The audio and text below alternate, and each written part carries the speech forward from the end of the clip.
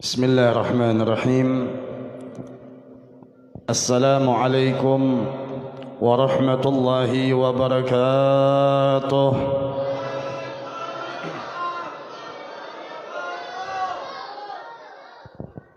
Ibu-ibunya tuh guringan nggak?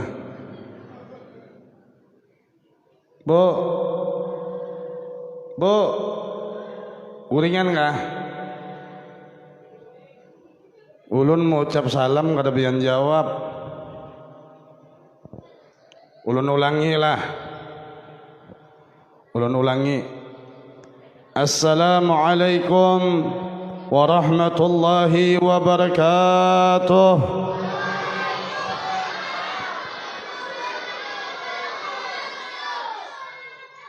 Dasar gamat ibu-ibunya suara. Alhamdulillah. الحمد لله الذي هدانا بعبده المختار من دعانا إليه بالإذن وقد نادانا لبيك يا من دلنا وحدانا اللهم صل وسلم وبارك وكرم وشرف وعظم على سيدنا محمد مفتاح باب رحمة الله عدد ما في علم الله صلاة وسلاما دائمين بدوام ملك الله وعلى آله وصحبه ومن والاه أما بعد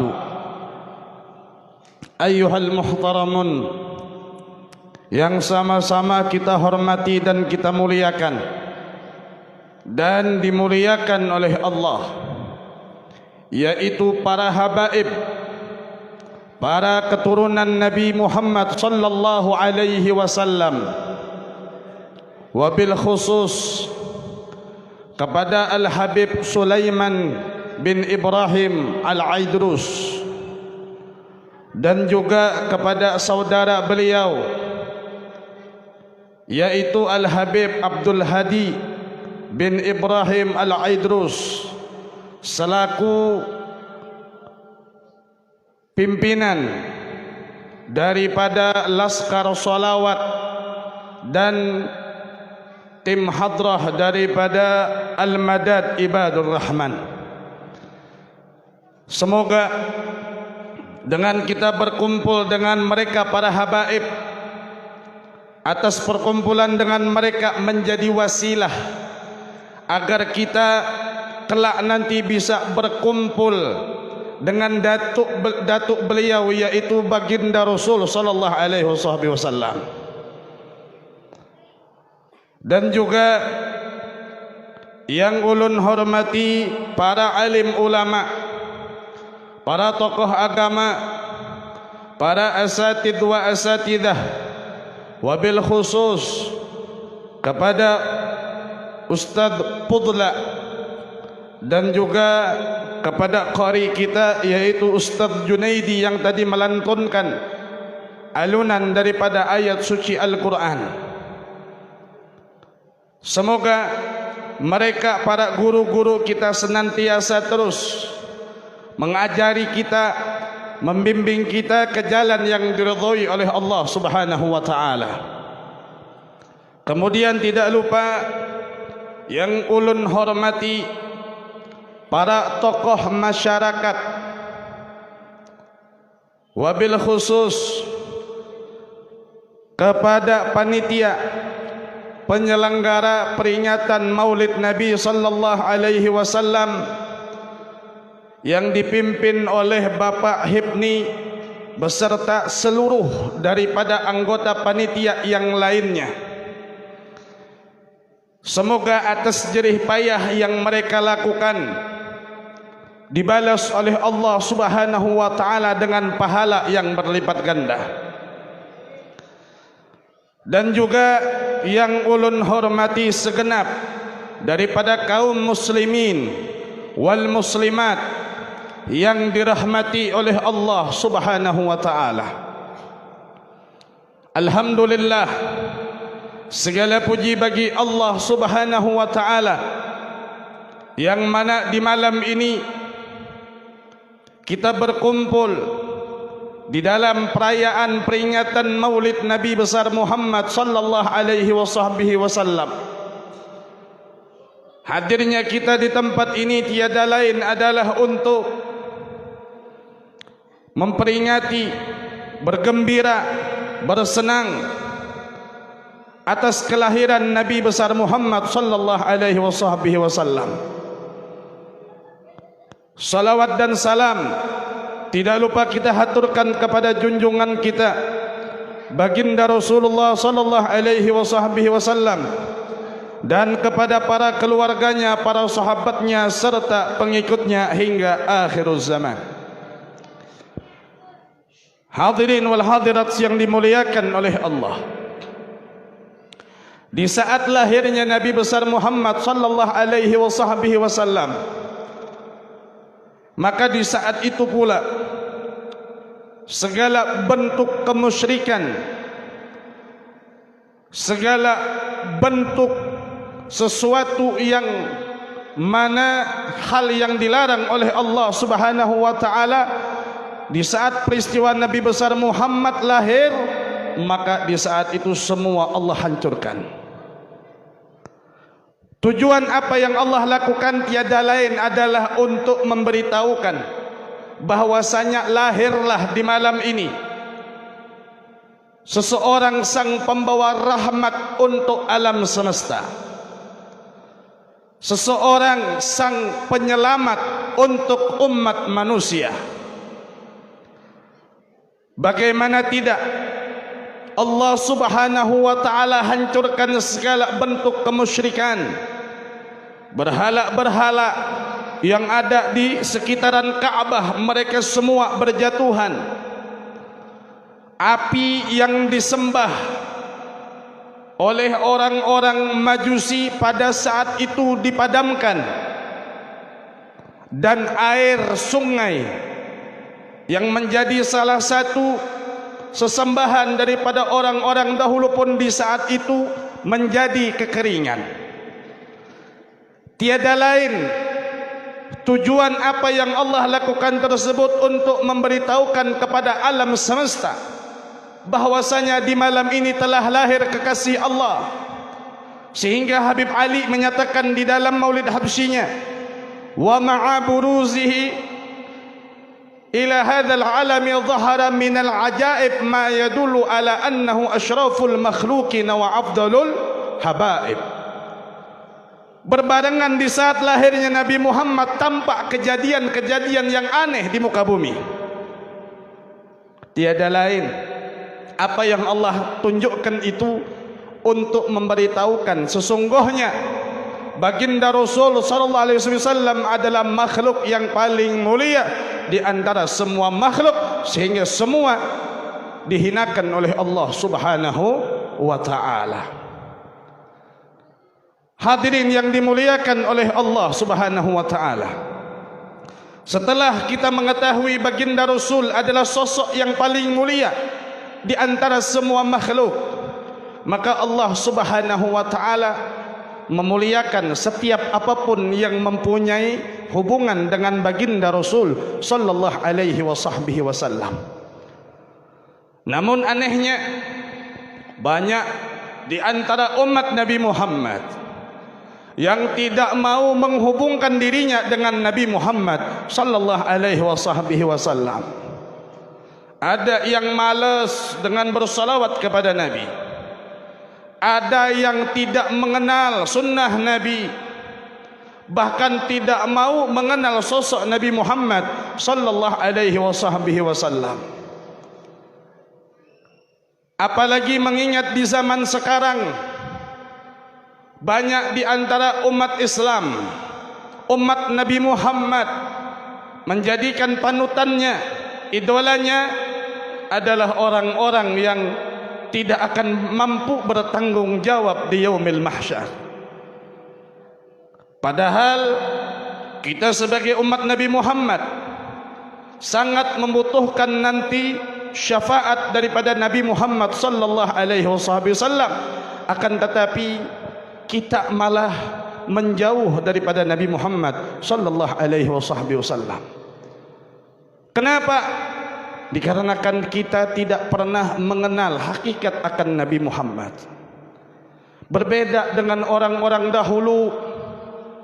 Orang-orang dahulu mereka betul-betul mengenal Nabi Muhammad, padahal mereka belum pernah juga bertemu dengan Nabi Muhammad. Orang-orang dahulu mereka mengetahui Nabi Muhammad hanya melalui kitab-kitab yang diturunkan oleh Allah kepada nabi-nabi mereka. Tapi mereka mengenali Nabi Muhammad itu seperti pengenalan mereka kepada anak-anak mereka sendiri. Sebagaimana di dalam Al-Quranul Karim, Allah Subhanahu wa taala berfirman, "Alladzina atainahumul kitaba ya'rifunahu kama ya'rifuna abna'ahum." Orang-orang yang Allah berikan Alkitab, mereka sangat mengenal sosok Nabi Muhammad seperti mengenalnya mereka kepada anak-anak mereka.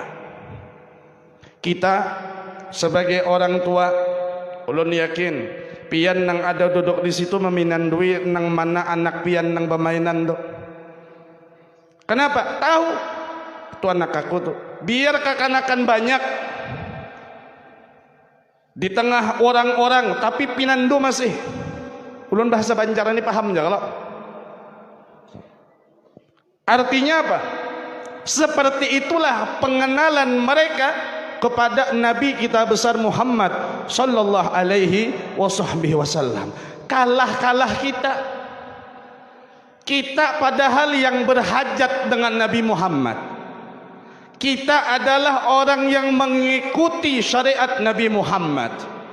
Kita adalah orang-orang yang ditangisi oleh Nabi Muhammad.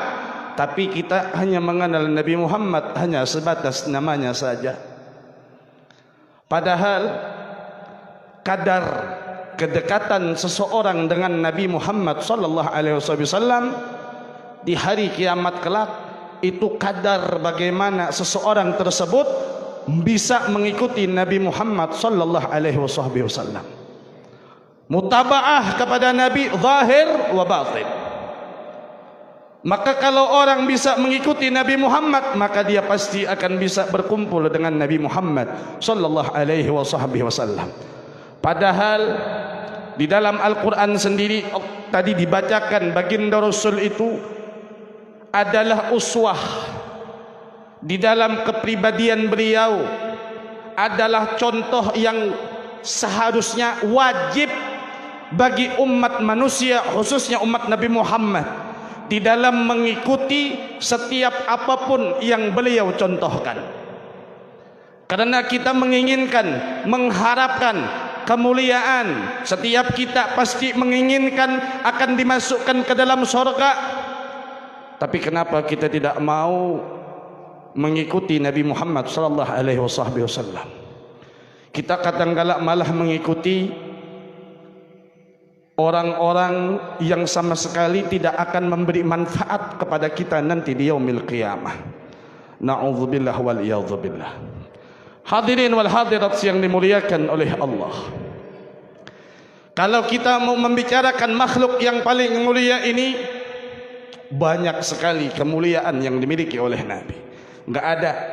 Seandainya seluruh lautan dijadikan tintanya, maka tidak akan mampu menceritakan kemuliaan, kelebihan yang dimiliki oleh Nabi kita Muhammad sallallahu alaihi wasallam. Di malam ini sedikit ulun menceritakan bagaimana tentang keilmuan yang dimiliki oleh baginda Rasul sallallahu alaihi wasallam. Pengetahuan yang dimiliki oleh Nabi besar kita Muhammad sallallahu alaihi wasallam. Pengetahuan Nabi, bahkan pengetahuan Nabi ini jauh sebelum adanya dunia dan alam semesta, Nabi telah mengetahui akan hal tersebut. Sebagaimana pernah diceritakan dalam suatu riwayat, baginda Rasul sallallahu alaihi wasallam pernah bertakun, menakuni lawan Jibril. Ujar baginda Rasul, "Ya Jibril, berapa umur ikam? Umur ikam berapa ajar? Ujar Nabi. Ujar Rasulullah, mana kuni? Ujar Jibril, ya Rasulullah, ulun ni kada ingat lagi bang, berapa umur ulun sudah? Sama nang kaya bubuhan bian nang tuha-tuha. Kadangkala kalau ditakuni pian lahir tahun berapa, aku kada ingat di sini. Kadangkala kita kayak itu. Ada orang yang mungkin ya sekitar umur 60-70 tahun takuniha pian. Berapa umur pian? Diingat di sini. Sawatlah menemui zaman PKI, oh sawat benar. Nah, kita kau menerka antara tahun-tahun berapa? Jibril ditakuni baginda Rasul berapa umur ikam? Jadi Jibril ketingat lagi sudah. Cuma ujar Jibril,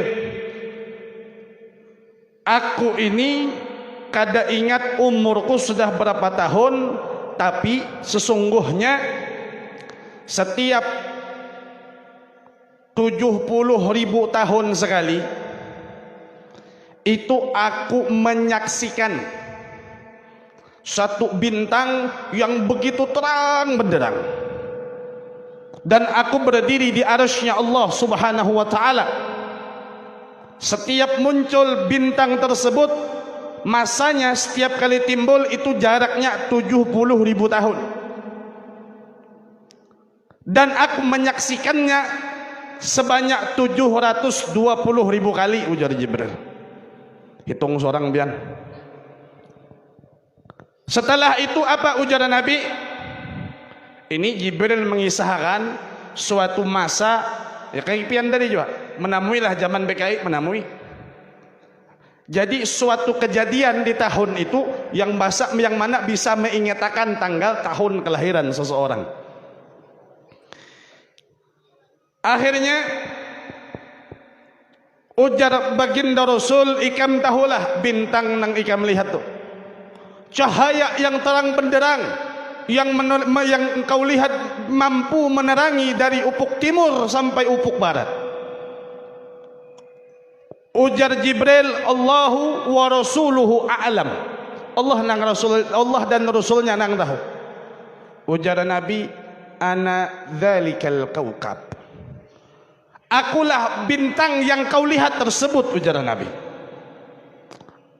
Ujar Nabi, aku bintang cahaya nang ikam lihat, nang setiap 70.000 tahun sekali muncul, dan engkau saksikan selama 720.000 kali, itulah diriku, ujar baginda Rasul sallallahu alaihi wasallam. Nah, berarti baginda Rasul di dalam segi pengetahuannya itu luar biasa. Maka itu sebab diceritakan di dalam kitab Qisasul Anbiya. Di dalam kitab Qisasul Anbiya, Nabi menceritakan kejadian 1500 tahun yang lalu. Di saat baginda Rasul sedang berkumpul lawan sahabat, datang seorang Yahudi. Ya Muhammad, kalau engkau memang seorang nabi, seorang utusan Allah, maka tentunya engkau mengetahui bagaimana riwayat seorang pemuda yang hidup pada zaman Nabi Allah Daud alaihi salatu wassalam. Maka Nabi sallallahu alaihi wasallam menyuruh lawan Yahudi tadi duduk pian di sini. Ulun akan kisahkan semua tentang si pemuda tadi, kada ulun tambahi, kada ulun kurangi, ujar Nabi. Maka mulailah Nabi berkisah. Ini ulun pakai bahasa Banjar, bukan Nabi mengisahkan pakai bahasa Banjar, kada, supaya pian paham. Maka Nabi mulai mengisahkan, ujar Nabi, sesungguhnya di zaman Nabiullah Daud ada seorang pemuda, seseorang pemuda yang telah ditinggal oleh kedua orang tuanya meninggal dunia. Seorang pemuda ini adalah dulunya ayahnya seorang saudagar yang sangat kaya. kemudian ayah dan ibunya meninggal, maka tidak ada yang diwarisi dari kekayaan ayahnya kecuali hanya rumah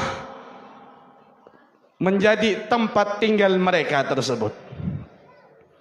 Dan si pemuda ini, seseorang, jar kita pemuda, nangga ya Pak pemuda, kira-kira umur antara 17 sampai 25 tahun lah.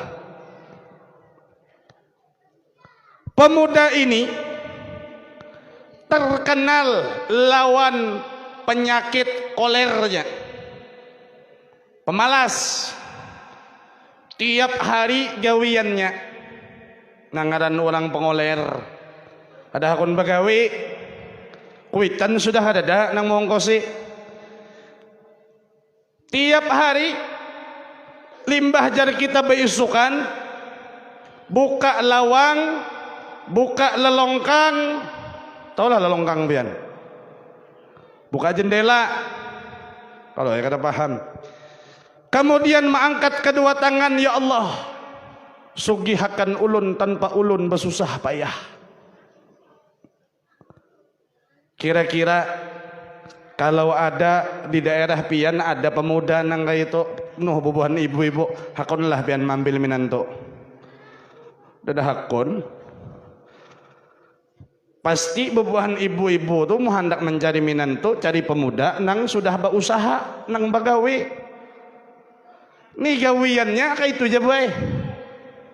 Tuhuk sudah dipadahi oleh masyarakat. Ujar masyarakat, ikam kalau hendak sugih bagawe. Apa ujarnya? Kada ajar. Allah sudah nyatakan kalau di dalam Al-Quran Allah berfirman, Udu'uni astajib lakum. Minta kepada Allah pasti Allah kabulkan.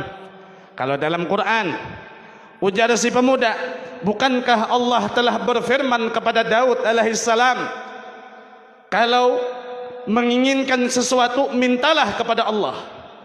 Aku kada perlu begawian jar, cukup mengangkat kedua tangan aja, ya Allah, sugihakan ulun tanpa ulun bersusah payah. Ujar orang kampung, ikam tuh kalau nang itu ya kegilaan. Mana ada orang sugih, ini tambahan aja dari ulun lah, supaya pengen kada mengantuk. Mana ada orang hendak sugih kada bagawi. Mana ada orang hendak masuk surga kada bersembahyangan.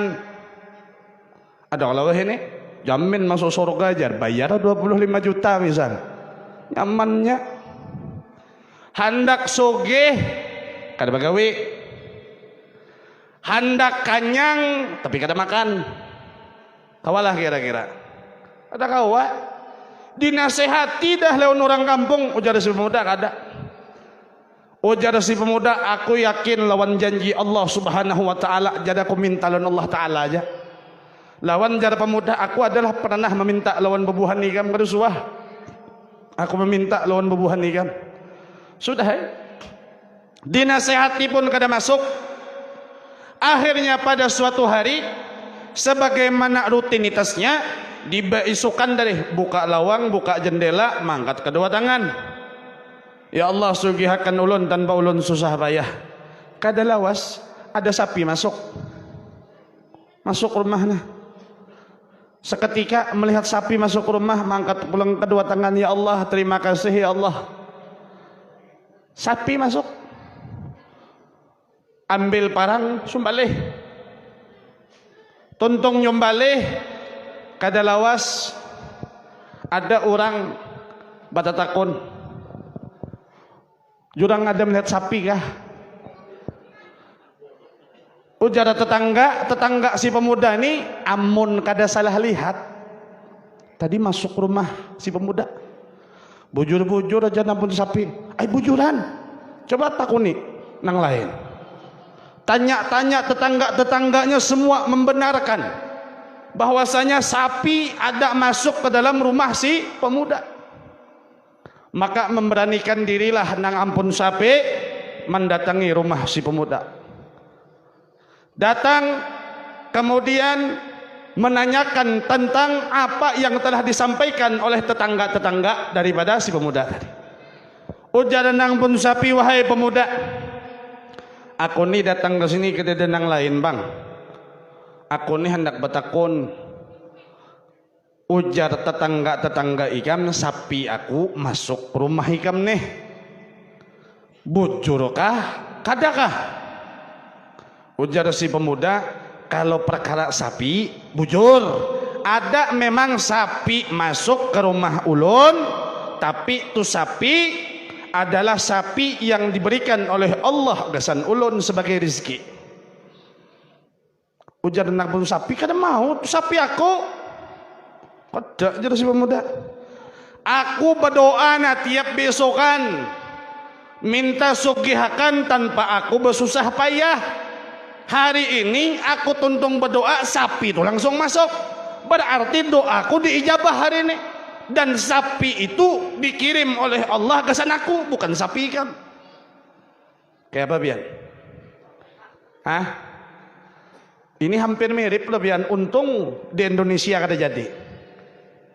Di Indonesia hampir siapa orang beringuan ayam, ayamnya masuk ke pekarangan rumah tetangga, makan nang ampun ayam denda 10 juta.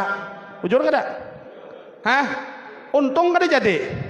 Ulun membingungan ayam nak itulah pacangan didenda orang 10 juta, bek ayamnya beriakan paling 300 ribu. Iyalah. Nah ini ujar si pemuda, pemuda ini kada berdusta, bujur. Ujarnya ada memang sapi kada mendustai kada. Kalau pengun kita bisa mengulim makan, udah dari jurang sapi masuk, padahal sapinya sudah sumbalih belakang. Ujar si pemuda apa? Bujur memang ada, tapi itu sapi bukan ampun Bian, tapi itu sapi ampun aku yang dikirim oleh Allah gasan rezeki aku. Abu tenang ampun sapi 17 juta Bian sapi wah ini. Iyalah 17 juta sebuah sekupi itu. Akhirnya nang ampun sapi betakun lawan tetangga. Ujar nang ampun sapi, sudah aku takuni, memang ujarnya ada masuk sapi, tapi itu sapi bukan sapi aku. Ujarnya sapi ampun apa, sapi ampun inya nang dikirim oleh Allah gasan rezeki sebagai terkabulnya doanya. Ujar tetangga, kada lain lagi sapi ikam baciri baka kalung kalau aja lah. Ibarat kata tuh mencontohkan nerancak bingungan kan ada baciri tuh, ada nang telinganya himpal, iyalah, ada nang baka kalung. Ujar orang kampung kada salah lagi, sapi Bian itu. Kayak apa ini cara nang pun sapi? Udah lapor aja ke Nabi Daud. Lapor ke Nabi Daud. Sampai di hadapan Nabi Daud disampaikan oleh nang ampun sapi atas laporannya beserta saksi-saksinya tetangga-tetangga si pemuda. Maka Nabiullah Daud perintahkan untuk memanggil itu pemuda ke hadapannya untuk apa jar kita disidang.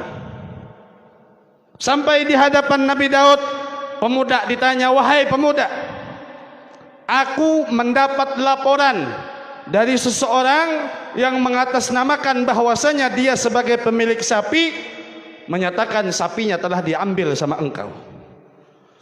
Ujar si pemuda, wahai Nabiullah Daud, pian seorang nabi, pian adalah utusan Allah, bahwasanya masalah sapi ulun kada berdusta. Sapi itu memang bujur ada masuk ke dalam rumah ulun, tapi itu sapi adalah pemberian Allah gasan ulun sebagai rezeki ulun atas terkabulnya doa ulun. Pian tahu seorang orang-orang kampung ni mencemoh ulun karena ulun gawian tiap hari berdoa aja, kada begawi-gawian. Tapi pada hari ini nah Allah tampakkan kekuasaannya, Allah kabulkan doa ulun. Nah iya amja Nabi Daud nih, kayak apa nih? Bila menyalahkan si pemuda, imannya bisa hilang nih. Kayak apa ini? Akhirnya ujaran Nabiullah Daud dah kayak ini aja, aku kin bingung, bahasa kita dah. bingung mengurusi antara kalian berdua nih. Aku ujar Nabi Daud setumat munajah dulu kepada Allah, biar Allah yang memutuskan perkara di antara kalian bahwasanya sapi itu milik siapa. Akhirnya Nabi Daud munajah. Setelah munajah diberitahu oleh Allah. Setelah diberitahu oleh Allah ke Nabi Daud menghadapkan kedua belah pihak dan disaksikan oleh masyarakat. Ujar Nabi Daud, sesungguhnya Allah Subhanahu wa taala telah memberitahukan akan pemutusan perkara di antara kalian berdua.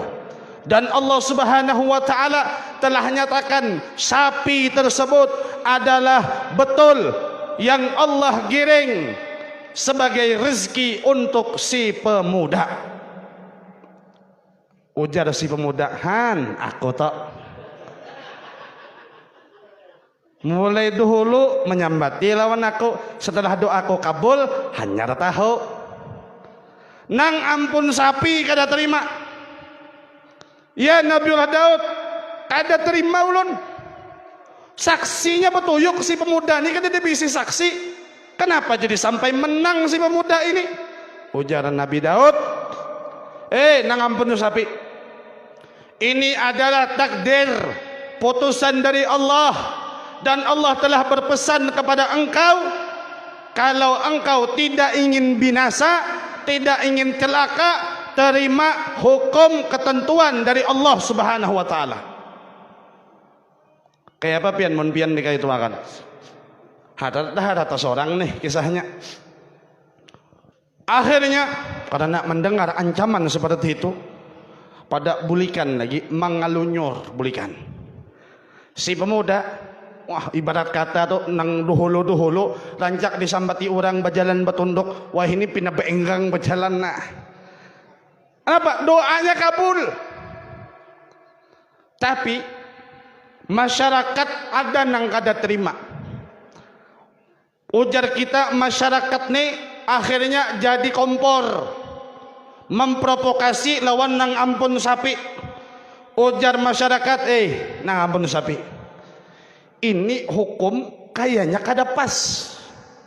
Ikam nang ampun sapi, kenapa jadi ikam malah diancam? Kalau ikam kada terima, ikam akan binasa, ikam akan celaka. Kayaknya kada benar ini. Jangan-jangan Nabi Daud ini kena tapal sudah. Jangan-jangan Nabi Daud ini kena sogok sudah lawan si pemuda. Kita datangi pulang bahasa, kita demo Nabi Daud. Mulai zaman Bahari sudah ada demo. Kada baik ini aja ada demo. Mendengar provokasi nang itu, ujaran nang amun sapi bujur jua jari ikam. Ujaran nang tukang provokasi, ayo sudah kita datangi Nabi Daud, kerahkan masyarakat, kita demo Nabi Daud. Jakanya wayah ini Nabi Daud tuh bisa diturunkan orang pangkatnya jadi nabi. Suruh turun menaiki kepala, menaiki bupati juga kan. Akhirnya menghadap. Jadi Nabi Daud, ada apa lagi kalian datang ke sini? Nang tukang provokasi bepandir. Ya Nabiullah Daud, kami sampai saat ini kada terima dengan hukum yang telah engkau sampaikan terhadap keputusan antara si pemuda dan pemilik sapi. Ketahuilah wahai Nabi Daud, kami juga seorang peternak, kami juga memiliki sapi. Pada saat ini engkau bela si pemuda, sapi orang ini yang hilang. Kalau besok-besok atau lusa atau hari berikutnya, kalau sapi kami yang masuk ke rumah si pemuda, apa jangan-jangan nanti kami juga kehilangan kepada ternak kami? Maka itu sebab kami tidak terima. Ujar Nabi Daud, ikam ingat kada pesan Allah Subhanahu wa taala, wahai pemilik sapi, wahai kalian masyarakat, jangan menentang dengan takdir atau hukum yang telah Allah atur. Engkau pemilik sapi, engkau akan binasa. Kada Nabiullah Daud ulun masih kada terima ajarnya. Bayangkan aja sapi ulun lapah maharaku, mulai sapi itu tuntung bapak melahirkan, maharaku mencari rumputnya, ibarat kata nih di zaman sekarang, lucut maharaku, tiba-tiba sudah ganal nyaman bana disumbaleh. Ulun kada terima. Ujar Nabiullah Daud, Pada saat itu Allah menurunkan wahyu kepada Nabi Daud. Nabiullah Daud seketika mengatakan, pemilik sapi, diam. Cukup, engkau akan binasa. Akhirnya Allah Subhanahu wa taala menetapkan, dikarenakan si pemilik sapi ujarnya kada terima terhadap putusan Allah, maka pada saat itu Allah perintahkan kepada Nabi Daud agar seluruh sapi yang ada di kandang daripada kepunyaan pemilik sapi tadi diserahkan kepada si pemuda sebagai badal, sebagai gantian atas tindakan protesnya terhadap aturan hukum Allah Subhanahu wa ta'ala. Tambah pusing pian najalun yakin nyata nih saksi seorang betoyok disalahkan. Yalah, di dalam kisah ini kalau kita bisa mengambil iktibar, mengambil contoh, hendaklah kita jangan banyak protes terhadap ketentuan Allah Subhanahu wa ta'ala, sebab setiap aturan dan ketentuan ada hikmah yang tersimpan. Akhirnya ulun singkat kisahnya, sampai nang ampun sapi ini padahal orang sugih sekampungan, ini penyugihnya, sampai semua hartanya habis, lahan sawit 10 hektar habis, lahan karet 10 hektar habis semuanya, diserahkan lawan si pemuda, jadi hak milik pemuda. Pemuda tadi tambah jadi bian. Apa ujarnya? Kada usah bagawi-gawian, cukup nah, angkat kedua tangan. Membebahan pian jangan membatilah. Iman pian belum sampai lagi sampai kepada iman si pemuda nih. Si pemuda nih gawian minta aja kepada Allah, tapi kada suah berharap kepada manusia. Makanya jangan diombati. Men kita bagawi aja gin dohlah.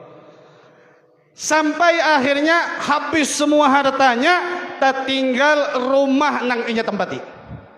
Si pemuda tadi sugih, kada usah berpayah-payah, berdoa aja dia bisukan gawian. Akhirnya ini protes terus bian. Nang ampun sapi ini protes terus. Setiap kali protes hartanya hilang. Setiap kali protes hartanya hilang. Orang kampung kada nang hakunnya lagi mengawani. Kenapa? Ujar orang kampung, bahaya mun kita umpat. Kalau kita umpat, kalau pindah sapi kita umpat hilang juga. Sudah beranayan deh kita, biar aja situ. Sampai akhirnya ini Nabi mengisahkan nih lawan orang si Yahudi. Sampai akhirnya protes yang terakhir, maka Allah turunkan hukuman kepada si pemilik sapi agar dihukum pancung. Ayo pian hukum bunuh nih, dipenggal. Orang kampung terkejut, kenapa jadi Allah mengatur hukum nang kayak ini? Ini orang-orang baik. Ini orang tatkala datang ke kampung ini orang baik luar biasa, masya Allah. Kok bisa sampai kayak ini? Akhirnya itu orang tadi dipancung, semua aset hartanya diserahin ke pemuda. Pemuda tadi menjadi sugih seorangan di kampung. Limbahnya sugih, ibarat kata nih, limbah sugih banyak kan bebinian nang menaksir. Lagi melarat maka kada nang hakunnya. Iyalah. Waktu masih berkendaraan Alfa kada hakun, wah ini beinova kurihing bebinian. Nah, walhasil atas keputusan yang disampaikan oleh Nabi Daud melalui wahyu Allah Subhanahu wa taala, ada di antara masyarakat yang bertanya, hikmah yang terjadi di dalam ini apa wahai Nabi Daud? Rupanya ada masyarakat yang lebih bijak berbahasa.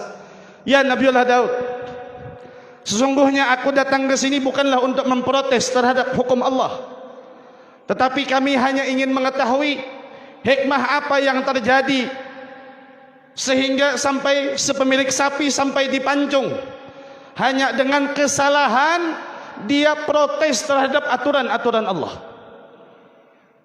Seketika Allah Subhanahu wa taala memberitahukan kepada Nabiullah Daud.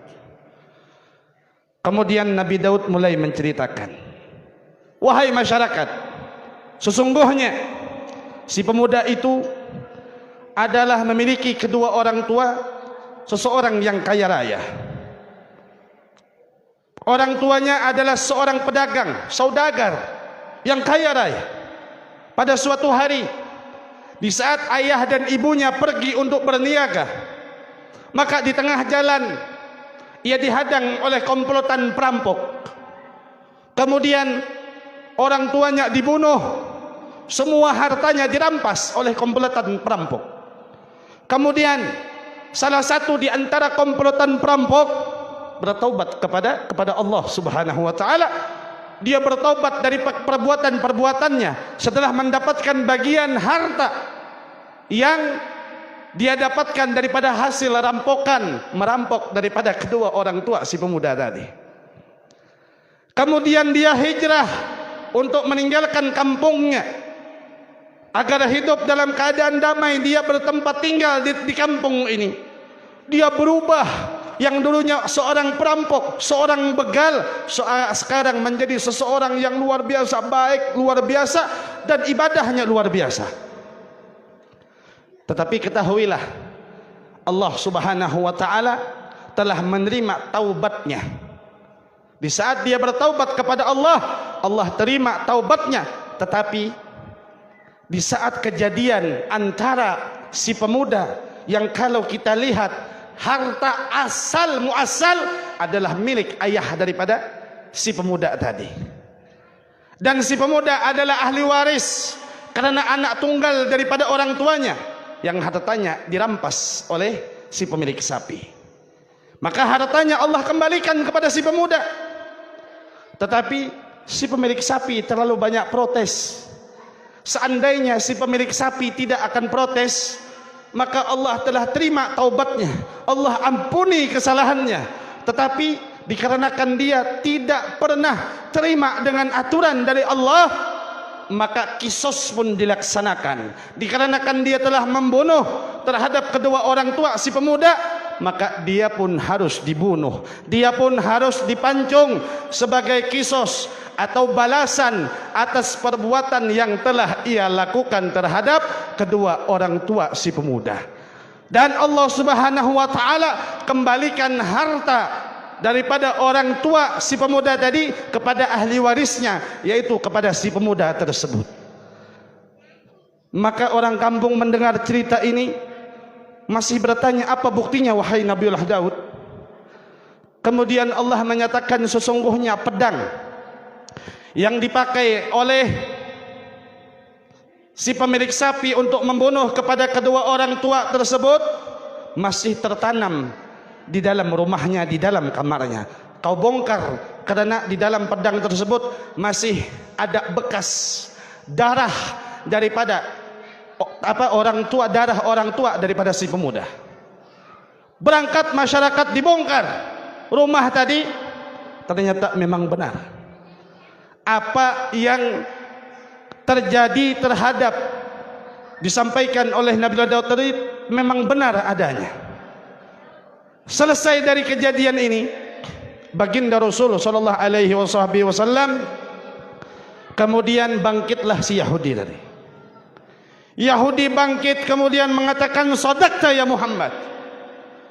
Benar apa yang kau katakan wahai Muhammad.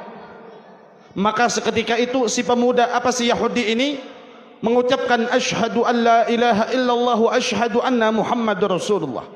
Aku bersaksi bahwasanya tidak ada Tuhan selain Allah, dan aku bersaksi bahwasanya engkau adalah utusan Allah. Sahabat Nabi SAW mendengar pengakuan pembenaran dari Yahudi ini, bertanya, "Wahai Yahudi, dari mana kau bisa membenarkan cerita yang disampaikan oleh Nabi Muhammad SAW?" Kata si Yahudi, "Sesungguhnya cerita ini aku dapatkan dari ayahku, ayahku mendapatkan dari kakekku, kakekku mendapatkan dari ayahnya, terus sampailah pada leluhurku yang hidup satu zaman pada kejadian itu. Dan mereka berwasiat kepadaku, cerita ini tidak akan pernah diketahui dengan detail kecuali oleh utusan Allah Subhanahu wa taala. Sehingga aku bertanya kepada Nabi Muhammad, dan Nabi Muhammad menceritakan tentang semua kejadian kepada si pemuda dengan detail. Maka aku yakin sesungguhnya Nabi Muhammad adalah benar-benar utusan Allah Subhanahu wa ta'ala. Ini pengetahuan Nabi Muhammad sallallahu alaihi wasallam. Hadirin yang dimuliakan oleh Allah, setelah kita mengetahui keutamaan Nabi Muhammad, masihkah kita tidak mau mendekatkan diri kepada Nabi Muhammad? Masihkah kita tidak mau mengikuti teladan yang paling baik yang disampaikan oleh Allah Subhanahu wa taala? Salah satu teladan yaitu akhlak yang dibawa oleh Nabi Muhammad sallallahu alaihi wasallam. Akhlak Nabi adalah akhlak yang paling agung di antara seluruh makhluknya Allah Subhanahu wa taala. Maka siapa orang yang berakhlak dengan akhlaknya Nabi Muhammad, maka pasti dia akan menjadi orang-orang yang terpuji. Namun kadang-kala banyak di antara kita yang tidak mampu mengikuti akhlak daripada Nabi Muhammad sallallahu alaihi wasallam. Akhlak yang Nabi persembahkan, akhlak yang Nabi bawa untuk umat manusia, akhlak Nabi luar biasa. Kalau kita mau bicara akhlak Nabi, contoh, kita melihat Nabi itu orangnya dermawan. Pada suatu hari, ini akhlak Nabi nih. Pada suatu hari, sebagaimana rutinitas baginda Rasul, di waktu ba'da subuh, Rasulullah itu pengajian. Ba'da subuh baginda Rasul pengajian. Tiba-tiba saat datang seorang Arabi, orang Badui, datang kepada Nabi menawari yang namanya anggur semangkok. Ini ibarat kata kayak ini nah, disuguhkan di hadapan Nabi. Maka tatkala disuguhkan di hadapan Nabi, sahabat yang lain pada saat itu bepander. Paling Nabi itu biasanya sebiji, habis itu kita makannya aja sahabat. Kenapa? Memang Nabi seperti itu sifatnya. Tapi pada hari itu setelah Nabi memakan sebiji, makan disediain pulang, makan terus. Jadi sahabat babila juga sampai kepada kita nih. Ternyata anggur tersebut sampai habis dimakan baginda Rasul sallallahu alaihi wasallam. Selesai dari makan anggur, si Arabi tadi, orang Badui tadi senang bukan main. Hadiah yang disuguhkan kepada Nabi Muhammad dihabiskan oleh Nabi Muhammad sallallahu alaihi wasallam. Tapi yang jadi pertanyaan, sahabat Nabi ini yang jadi, ini Nabi kada biasanya nang kayak ini. Nabi ini bukan orang nang pelit. Nabi ini kada suah kayak ini menyimpan lawan makanan, hendak sorongan aja kada suah. Setelah Arabi tadi pergi, maka salah seorang sahabat bertakun lawan Rasulullah, ya Rasulullah, hari ini ulun pian lihat, ulun melihat pian kada seperti biasanya. Biasanya pian kalau ada orang nang bahadiah lawan pian, paling pian merasai sesuapan, imbah tu pian julung lawan kami. Pada hari ini ulun lihat, tatkala Arabi tadi menyuguhkan anggur lawan pian semangkok, maka anggur tadi pian makan satu persatu sampai habis. Kenapa ya Rasulullah? Ujar Nabi, aku kada hendak maulah Arabi nang menyuguhkan nang mahadiahkan anggur lawan aku itu sakit hati atau kada nyaman rasa. Kenapa ya Rasulullah? Anggur nang dijulungnya tu anggur nang masam. Mun aku julung lawan ikam, kalau bubuhan ikam kada tahan menahani muntung. Bahasa kita bungulnya anggur masam dijulung lawan Nabi. Aku gair, ujaran Nabi. Takut akhirnya hatinya sedih, maka aku habisakan supaya bubuhan ikam kada merasai, biar aku aja nang merasai. Ikam lihat tadi, Arabi tadi, bulik, himongnya, senangnya. Ini akhlak Nabi nih. Munpian, jangan harap rambutan aja nang kuyakan kokut kesan seorang, nang lumuan, nang masam, kadangkala dikirim udah mintuha, beheraan mintuha semingguan. Lawan mintuha aja nang itu, apalagi lawan orang. Ini Nabi SAW mengajari lawan kita, kalau hendak membari, bari nang nyaman, nang bagus, nang baik. Ini kadang kala wadai nang sudah kada temakan, nang tinggal menunggu jamnya lagi basi, julung ke tetangga aja daripada terbuang. Itu sebagian akhlak Nabi SAW. Kadang-kala kita kadang mampu melakukan, menerapkan hal itu di dalam kehidupan kita. Karena memang apa? Baginda Rasul dalam segi apapun gak ada bandingannya. Baginda Rasul dalam segi apapun gak ada bandingannya. Apalagi kalau kita mau bicara Rasulullah, ini luar biasa. Sayyidatuna Fatimah Zahra. Sayyidatuna Fatimah Zahra ini pernah suatu hari baginda Rasul didatangi pengemis. Ya Rasulullah, berilah aku sedekah, aku sudah 3 hari tidak makan. Ujar Nabi, apa nang hendak ku bari? Aku jaga ada duit gimana? Takuni Sayyidatuna Aisyah, adakah tepung atau makanan kadada jua ya Rasulullah kecuali banyu? Apa jara Nabi? Engkau datang kepada Fatimah putriku. Engkau datang kepada Sayyidatuna Fatimah Zahra putriku, kau bilang engkau disuruh ayahnya Muhammad Rasulullah. Datang tuh pengemis ke rumah Sayyidatuna Fatimah Zahra. Kemudian si pengemis meminta, wahai Fatimah binti Rasul, sesungguhnya aku diutus oleh ayahmu datang ke tempat ini untuk meminta sedekah. Sayyidatuna Fatimah pun bingung, apa yang mau diserahkan? Duit kedada, makanan kedada. Cari, ketemu selimut yang terbuat daripada kulit domba. Yang mana selimut itu dipakai oleh Sayyidina Hasan dan Sayyidina Husain di kala musim dingin di waktu tidur. Ketemu itu diangkat. Ujar Sayyidatuna Fatimah, nah. Ujar si pengemis, nang kami butuhkan ini makanan wahai Fatimah. Kulit domba ini mau dijual ke mana? Siapa yang hendak menungkari? Saat ini yang kami butuhkan makanan. Sedangkan kulit domba ini pun kalau dijual kada payu. Bingung Sayyidatuna Fatimah. Teringat satu-satunya warisan peninggalan daripada ibundanya Sayyidatuna Khadijah Al-Kubra, kalung emas pemberian Sayyidatuna Khadijah di saat perkawinan Sayyidatuna Fatimah dengan Sayyidina Ali bin Abi Thalib. Hadiah dari Kuitan diserahkan. Ujar Sayyidatuna Fatimah, kamu jual, kira-kira sangguplah biar gitu. Udah harapan memikir 2 kali. Kenapa Sayyidatuna Fatimah melakukan hal itu? Teringat firman Allah Subhanahu wa ta'ala, lan tanalul birra hatta tunfikum mimma tuhibbun. Kalian tidak akan pernah sampai kepada kedudukan kebaikan yang sempurna sebelum kalian menginfakkan sesuatu barang yang sangat kalian cintai. Disedekahkan barang yang sangat dicintai oleh Sayyidatuna Fatimah. Kenapa? Karena barang tersebut mengingatkan beliau kepada ibundanya Sayyidatuna Khadijah Al-Kubra. Tapi teringat dengan ayat ini, Allah Subhanahu wa ta'ala nyatakan tidak akan pernah sampai kepada kesempurnaan kebaikan atau pahala yang kalian lakukan sebelum kalian menginfakkan sesuatu yang sangat kalian cintai.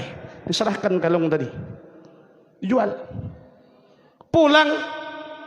Amun kita itulah kalau sudah nak itu tungut, ya Allah kayak apa ini, keingatan lawan kalung. Tapi kepada Sayyidatuna Fatimah Zahra tidak sedikit pun. Pengemis tadi lewat lagi di hadapan Nabi, ditanya oleh Rasulullah, wahai pengemis, apa yang kalian dapat? Apa yang kau dapat? Ditunjukkan kalung. Menangis baginda Nabi Muhammad, menangis baginda Rasul karena tahu itu kalung adalah milik istrinya Sayyidatuna Khadijah yang diserahkan kepada Sayyidatuna Fatimah sebagai hadiah atas perkawinan Sayyidatuna Fatimah kepada Sayyidina Ali bin Abi Thalib. Menangis baginda Rasul sehingga sahabat bertanya, kenapa wahai Rasulullah? Lihatlah Fatimah betul-betul mengikuti apa yang telah diajarkan oleh ayahnya. Ayo menyerahkan yang paling dicintainya. Mendengar jawaban seperti itu, Sayyidina Abdurrahman bin Auf memanggil kepada si pengemis, engkau jual kalung itu? Kalau kau mau jual, akan aku beli. Berapa harga kau sebut? Karena Sayyidina Abdurrahman bin Auf adalah orang yang kaya. Dibeli oleh Sayyidina Abdurrahman bin Auf dengan beberapa potong roti dan gandum, beberapa karung gandum, kemudian seekor tunggangan kendaraan agar dia pulang dan beberapa ribu dirham yang dibeli oleh Sayyidina Abdurrahman bin Auf, kemudian diserahkan kepada baginda Rasul. Setelah diserahkan kepada baginda Rasul, serahkan kepada pemiliknya, yaitu Fatimah binti Muhammad. Inilah kalau kita mau melihat, berkaca kepada akhlak yang diajarkan oleh baginda Rasul sallallahu alaihi wasallam. Kalau kita tadi tidak usah jauh-jauh dulu deh, sanggup melepaskan sesuatu barang nang kita nih banyak besi bari. Jangan tadi limbah nang rusak julung, limbah nang baik sorang, baju nang rabit julung, baju nang baik kesan sorang. Benetihi. Ulun lihat beberapa kali, alhamdulillah, Habib Hadi memimpin penggalangan untuk bencana baik kebakaran, kebanjiran dan lain sebagainya. Ulun kadang-kala melihat baju-baju yang dikumpulkan, kadang-kala itu yang diserahin baju yang sudah kada dipakai oleh yang punya, sudah buruk. Jarang orang menyerahkan nang bagus-bagus. Nah, kenapa? Berat bebe kalau nang bagus nih, duitnya sayang. Apalagi 2 tahun kemarin bebe musim corona, tangalih sedikit, penghasilan sulit. Nah, ayuhal hadirin yang dimuliakan oleh Allah, jadikanlah peringatan maulid seperti ini agar apa? Dijadikan sebagai motivasi untuk kita bisa ittiba lawan Nabi, mengikuti Nabi sallallahu alaihi wasallam. Walaupun kita tahu dan kita sadar untuk mengikuti Nabi dalam keadaan sempurna kadakawa kita mengumpati Nabi secara sempurna kadakawa, paling tidak betul-betul di dalam mengikuti kepada Nabi sallallahu alaihi wasallam, betul-betul lurus berpegang kepada Nabi sallallahu alaihi wasallam, betul-betul mutabaah lawan Nabi sallallahu alaihi wasallam. Jangan sampai kita nanti karena di dunia kadang mau mengumpati Nabi, kelak di akhirat bingung mau mencari syafaat lawan Nabi malah kada kenal lawan kita. Tapi mudah-mudahan dengan berkat peringatan maulid, khususnya di bulan maulid yang mulia ini, dan di dalam acara yang mulia ini, mudah-mudahan melalui acara peringatan seperti ini, Nabi Muhammad SAW memandang kita yang hadir dengan pandangan kasih sayangnya, dan dicatat nama kita dan diakui oleh Nabi Muhammad sebagai umatnya, dan kelak mendapatkan syafaat dari Nabi Muhammad sallallahu alaihi wasallam. Dan mudah-mudahan Allah Subhanahu wa taala mengampuni segala kekhilafan dan kesalahan kita selama ini, dan mudah-mudahan Allah berikan kekuatan kepada kita untuk kita bisa mengikuti baginda Rasul secara zahir maupun batin, dan mudah-mudahan akan kita dikumpulkan oleh Allah di dalam surganya yang penuh dengan kenikmatan, berkumpul dengan Nabi Muhammad sallallahu alaihi wasallam. Amin ya rabbal alamin. Mungkin hanya ini yang bisa dapat ulun sampaikan, kurang lebihnya mohon maaf. Walafu minkum. Assalamualaikum warahmatullahi wabarakatuh.